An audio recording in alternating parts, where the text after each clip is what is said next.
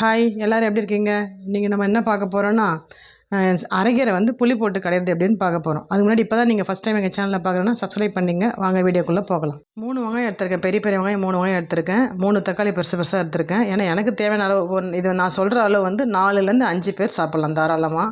3 வெங்காயம் 3 தக்காளி எடுத்து அரிஞ்சு வச்சுருக்கேன். எப்படி வேணாலும் அரைஞ்சிக்கலாம், தப்பு கிடையாது. நம்ம வதக்க தான் போகிறோம். வதக்கிட்டு வேக வைக்க போகிறோம் நம்ம கீரை போட்டு. ஒரு 10 பல்லு பூண்டு வச்சுருக்கேன். பச்சை மிளகா 2 எடுத்திருக்கேன். காஞ்ச மிளகா 3 எடுத்திருக்கேன். இது ஜாஸ்தி தான் காரம். இது வந்து வேணான்னா ஒரு 2 மிளகா எடுத்துலாம். ஏன்னா இது வந்து ரொம்ப காரம் ஜாஸ்தி. இந்த பச்சை மிளகா காரம் கம்மியாக இருந்தால் 2ன்றதே பத்தாது. இந்த கீரைக்கு இது போதுமான அளவு. ஒரே ஒரு ஸ்பூன் எண்ணெய் எடுத்துக்கிறேன். சும்மா லேசாக வதக்குனா போதும். இதை அரிஞ்சு வச்சதை வந்து இதில் சேர்த்துக்கலாம். அதிலே வந்து பச்சை மிளகா காஞ்ச மிளகா பூண்டு சேர்த்துக்கலாம். சும்மா லேசாக ஒரு வதக்கிட்டு எடுத்து கொட்டிக்கலாம். நம்ம லேசாக வதக்கிட்டு எடுத்து கொட்டிக்கலாம். நிறைய வதக்கணும்னு அவசியம் இல்லை. லேசாக வதக்குதான் என்னென்னா கொஞ்சம் கூடுதல் சுவையாக இருக்கும். வேறு ஒன்றும் இல்லை. சும்மா ஒரு 2 நிமிஷம் வதக்கிட்டு எடுத்து நம்ம கொட்டிக்கலாம். இது ஒரு கட்டு கீரை எடுத்துக்கலாம். ரொம்ப இளங்கீரை இது. உங்களுக்கு வந்து மெம்பர்ஸ் அதிகமாக இருக்காங்கன்னா இன்னும் கொஞ்சம் நீங்கள் கூட எடுத்துக்கணும்.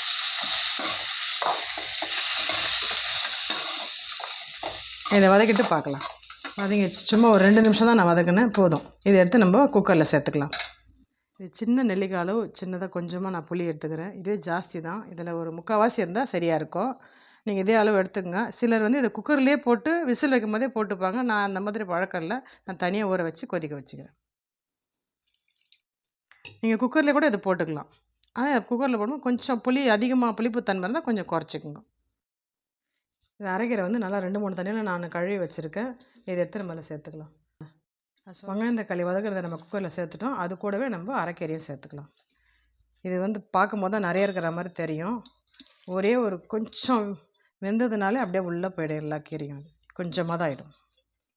இதுக்கு தேவையான அளவு கொஞ்சம் ஒரு அரை டம்ளர் தண்ணி இதில் ஊற்றிக்கலாம்.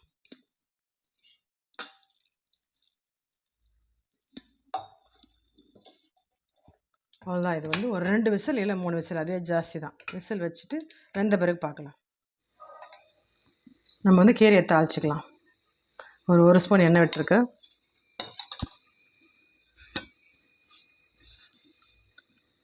ஒரு அரை ஸ்பூன் கடுகு சீரகம்.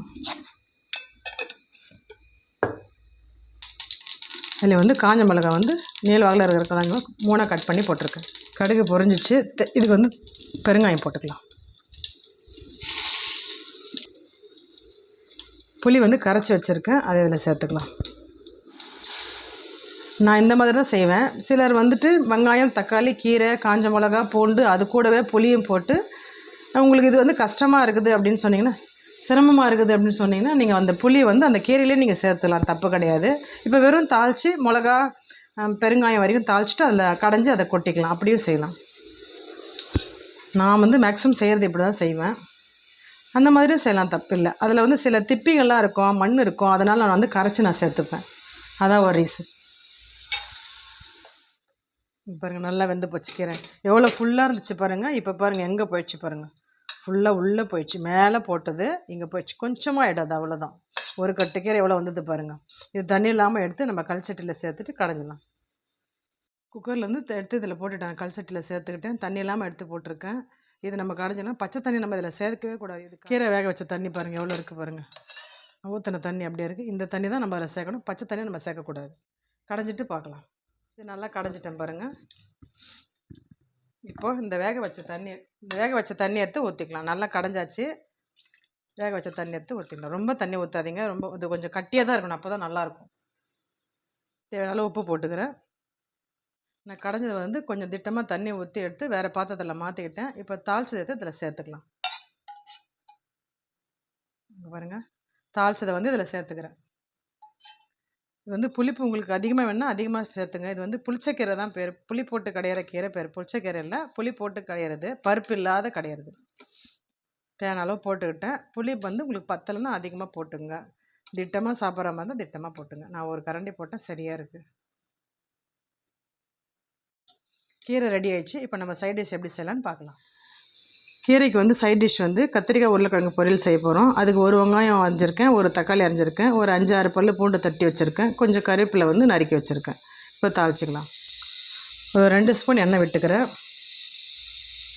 1/2 ஸ்பூன் கடுகு சீரகம் போட்டுக்கிட்டேன். கடுகு பொரிஞ்சிச்சு. பூண்டு சேர்த்துக்கலாம். 1 பை 1 சேர்த்துக்கலாம். வெங்காயமும் சேர்த்துக்கலாம்.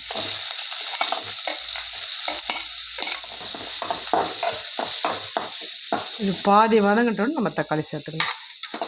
பாதி வதங்கிடுச்சு. இப்போ வந்து நம்ம தக்காளி சேர்த்துக்கலாம்.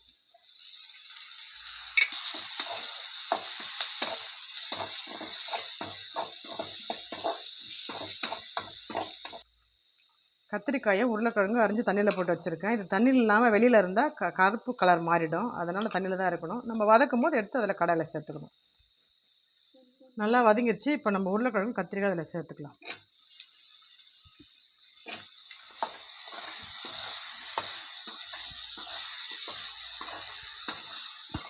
கலர் நல்லா மாறிடுச்சு பாருங்கள், கத்திரிக்காய் கலரு. அவ்வளோதான், ஒரே நிமிஷம் தான் நான் வதக்கினேன். அவ்வளோதான், முடிஞ்சு போச்சு. இப்போ மிளகாத்தூள் உப்பு சேர்த்துக்கலாம். ஒரு ஸ்பூன் மிளகாத்தூள் சேர்த்துக்கிறேன். கொஞ்சமாக உப்பு சேர்த்துக்கிறேன். நீங்கள் காரம் கொஞ்சம் அதிகம் சாப்பிட்றதா இன்னும் கொஞ்சம் மிளகாத்தூள் சேர்த்துங்க. இது தேவையான அளவு தண்ணி ஊற்றிக்கலாம்.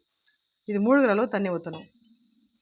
எப்போவுமே காய் வந்து கொஞ்சம் மூழ்கிற அளவு இருந்ததுன்னா அது வெந்து வரவும் சரியாக இருக்கும். நம்மளுக்கு வெண்டைக்காய்க்கெல்லாம் இந்த மாதிரி ஊற்றிடாதீங்க தண்ணியை. வெண்டைக்காய்க்கு வந்து தொளிச்சு பண்ணணும். அந்த பொரியல் செய்கிற மெத்தடே வேறு. இது வேகட்டும் பார்க்கலாம். முக்கால் வாசி வந்துச்சு. இன்னும் ஒரு 5 நிமிஷம் வெந்ததுன்னா தண்ணி சுண்டுச்சுன்னா ஆஃப் பண்ணிடலாம். நம்ம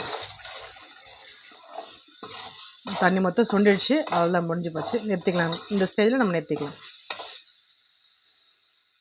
இன்றைக்கி எங்கள் வீட்டில் லஞ்சு வந்து சாதம், புளி போட்டு கடைஞ்ச கீரை, கத்திரிக்காய் உருளைக்கிழங்கு பொரியல் ரெடி. சூப்பராக செஞ்சாச்சு. சாப்பிட போகிறோம். நீங்களும் இதேமாதிரி செஞ்சு சாப்பிட்டு பார்த்துட்டு எப்படி இருக்குன்னு சொல்லுங்கள். வேறு ஒரு ரெசிபியோட அடுத்த வீடியோவில் பார்க்கலாம். பாய்.